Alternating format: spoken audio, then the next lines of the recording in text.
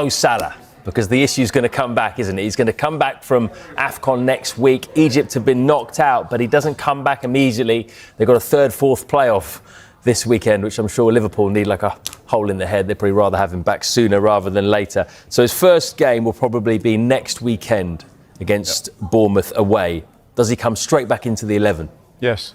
Yeah, because I think the unfortunate injury of Conor Bradley opens that up for Frimpong to play at right back and Salah to go back to right wing. I think that's the obvious situation. I know they sometimes have to move Szoboszlai out there, either right back or playing from the right side. You don't want him there, you want him in the middle. It just makes sense to put him straight back in, and hopefully he gets firing, gets an early goal or something in that first game straight away. And then, we're talking positive things about Mo Salah again at Liverpool. Chris, they do have some right-back issues, don't they? Conor Bradley out for the season now, but we're hearing that it will not force Liverpool into doing business in January in terms of a right-back.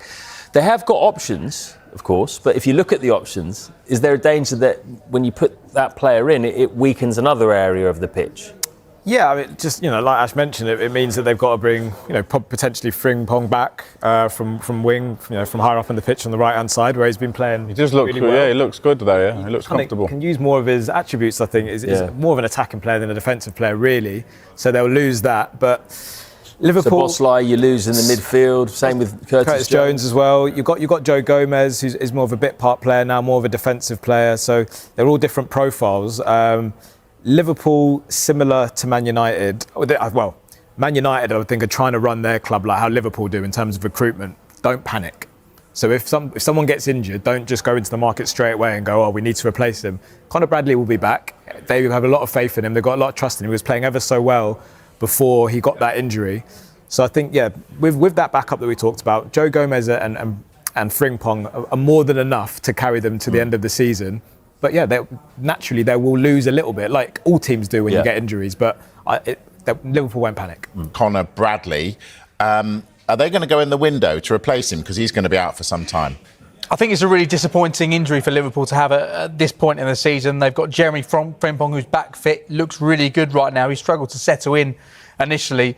But I don't think this is going to force Liverpool into doing anything in this window. I think their stance is, if one of the top targets they had in mind for the summer becomes available for a good fee in this window, they'll look to do something. So they'll be alert and responsive if any opportunity arises. The big plan for them is to move for Mark Gay in the summer. I think it seems unlikely they'll look to buy him now. But I think if Gay comes in, they see him as somebody who could play as a right back, more in a back three with the left back, Milos Kerkez, being able to bomb on and him drifting across on the right-hand side, because he's a player who's got so much ability on the ball, Mark Gay. So they do have options there right now. We've seen Dominic Szoboszlai play at right back.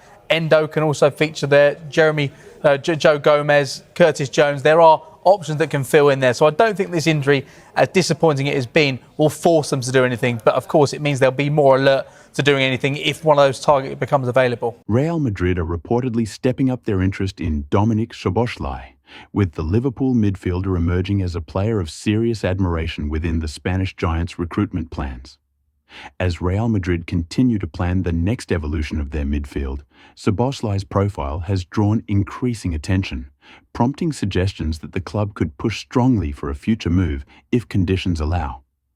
The Hungarian international has quickly established himself as a key figure at Liverpool since arriving from RB Leipzig, impressing with his energy, technical quality, leadership, and ability to influence games from midfield. His versatility, capable of operating as an advanced playmaker, a box-to-box midfielder, or in a more creative role, makes him particularly attractive to Real Madrid, who are preparing for long-term succession planning in central areas. Reports indicate that Real Madrid's interest is not casual. Club scouts have been closely monitoring Szoboszlai's performances, and there is a growing belief in Spain that he fits the profile of midfielder Madrid want to build around in the coming seasons. With the club traditionally willing to invest heavily in players they consider elite, speculation has intensified that Madrid could make a decisive push should an opportunity arise. From Liverpool's side, however, the stance remains firm. Szoboszlai is under a long-term contract, and the club view him as a central pillar of their project under Arne Slot. Liverpool have no immediate intention of selling and see the midfielder as a player around whom their future midfield can be built. Any attempt to prize him away would likely require a significant financial commitment and clear pressure from the player himself. That said, Real Madrid's interest naturally raises questions about the long-term picture. Madrid's pulling power, combined with their history of attracting top-level talent, means that persistent pursuit can sometimes change the landscape of negotiations. Should Real Madrid continue to push and present Szoboszlai with a clear sporting vision, the situation could develop into a major transfer storyline. At present, no formal offer has been submitted, and there is no indication that a move is imminent. However, the growing intensity of Real Madrid's interest ensures that Szoboszlai's future will remain under close scrutiny. As the summer approaches and Madrid's midfield plans become clearer, this is a situation that could yet evolve into one of the most significant transfer sagas involving Liverpool. Liverpool are continuing to move closer to securing the signing of Marc Guéhi, with the Crystal Palace captain increasingly seen as a priority defensive target for the club. The England international has been admired by Liverpool's recruitment team for several seasons, and his situation has now reached a stage where a move appears more realistic than ever. With Guéhi entering the final phase of his contract at Selhurst Park and no extension agreed, Liverpool believe the conditions are aligning in their favour. Reports in recent months have consistently indicated that Guéhi has made his preference clear regarding his next destination.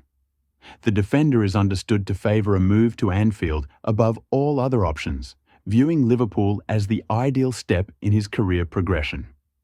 Sources close to the situation suggest he has already communicated that Liverpool is the only move he is willing to consider, which has significantly strengthened the club's position in negotiations and reduced competition from rival Premier League sides.